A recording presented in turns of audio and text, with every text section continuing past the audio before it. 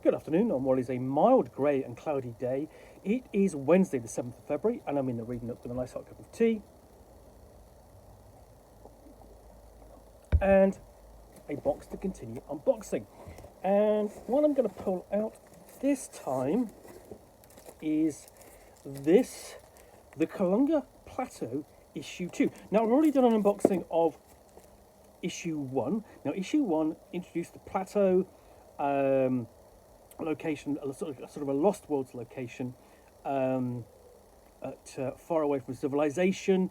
It's a fanzine setting published for the old school Renaissance for use with specifically old school essentials, but can easily be adapted to the retro clone of your choice. And the designer has followed it up with Issue 2. So let's get this open, which introduces tribes, creeds, and the 4 kingdoms.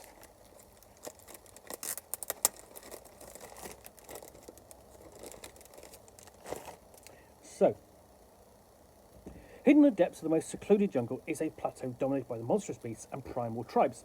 It's essentially, classic kind of Lost Worlds setup. So you're thinking of the Lost Worlds, the first Professor Challenger story by Arthur Conan Doyle, and also films like, The Land That Time Forgot, Island at the Top of the World, that sort of thing. Basically, primitive tribes, or say primal tribes, and lost creatures, so an excuse to throw in dinosaurs. This place holds uncountable amounts of gems, gold, and silver within long-forgotten caverns protected by reptilian monsters, dinosaurs, humanoid beings, and powerful shamans.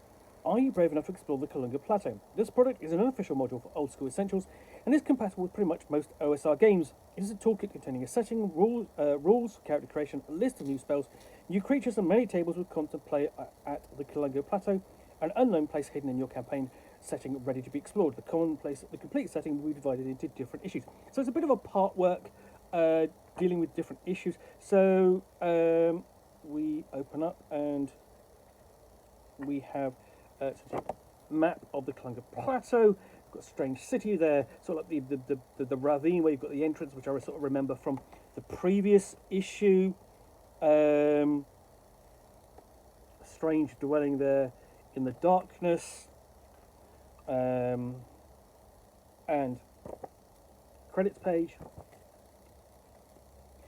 and then actual full contents page as well. Quick overview of the Kalunga Plateau before we get on to describing the 10 tribes. We've got a description of potential names for the tribes members, and before we get into the different tribes, there's a slight bit of nudity on show, but not too much. And this really is kind of buying into sort of like the South American kind of jungle look, deep in the Amazon, and the different tribes, and their outlooks and what they look like. So yes, still a bit more nudity. And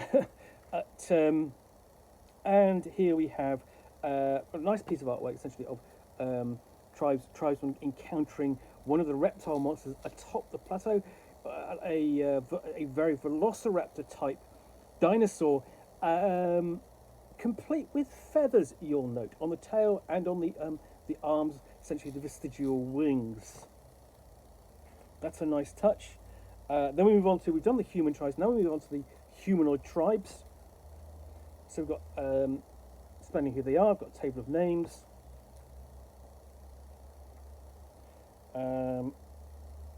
For each of them, there we go. Not given quite as much detail, I don't think, as the human tribes.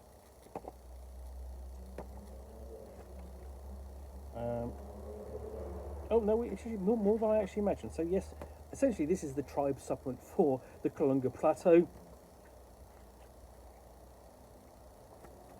And in classic kind of old school Renaissance support content, you have a table for I Search the Body. Yeah, it's almost obligatory that you have a table of things that can be found upon the body of the dead, because that's what player characters do. They loot the body.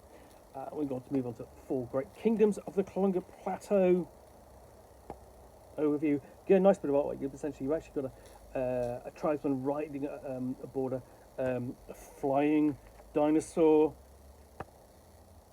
So these ideas, essentially, you've got the characters, the NPCs here are actually dressed in the idea, it's sort of like they're a bit more civilized, sort of thing, or at least their civilization is different. So.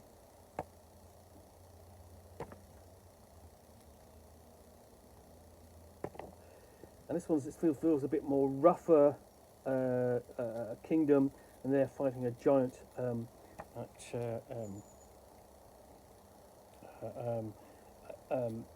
bug of some kind, insect. Move on to Creed, and I'm not quite sure this is. I think this is just some of the different religions and faiths aboard the atop the Kalunga Plateau, because it would be atop, not a board. It's not a spaceship. And minor mystical creatures. So essentially, what you've got is this is the tribe and faith supplement for the peoples of the Kalunga Plateau.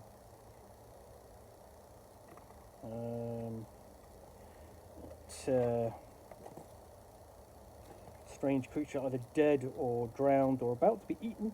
I'm not sure which. And then we've got again the map of the atop the Kalunga Plateau, but this time with a hex grid on it. But pretty much like the previous issue.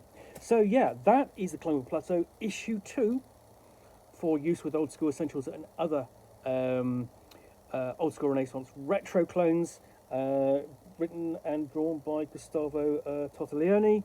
I'll give this a review in due course when I get around to doing another batch of fanzine reviews. I think it's an interesting setting, but it's kind of like you're waiting for sort of like content that you sort of like you wanna use and explore. You know, the wider map on here. Just waiting for that to be kind of explored in detail, I think. But in the meantime, this is all getting you started. Adding depth to the setting already provided in the first issue. So anyway, hope you've enjoyed this unboxing in the Nook. If you have, then please do click on the like button down below. And if you've got any comments or feedback, I do appreciate you taking the time to post those. And lastly, if you want to be alerted to get more unboxings in the Nook, where you'll see me out here with a box containing a book or game or role-playing supplement, or in this case a fanzine, which I will unbox and chat about to the best extent of my knowledge for roughly 10 minutes or so, all of course accompanied by a nice hot cup of tea, then please do click on the subscribe button down below. Thanks again for watching another unboxing in the Nook. I will be back again soon with another one. Bye for now.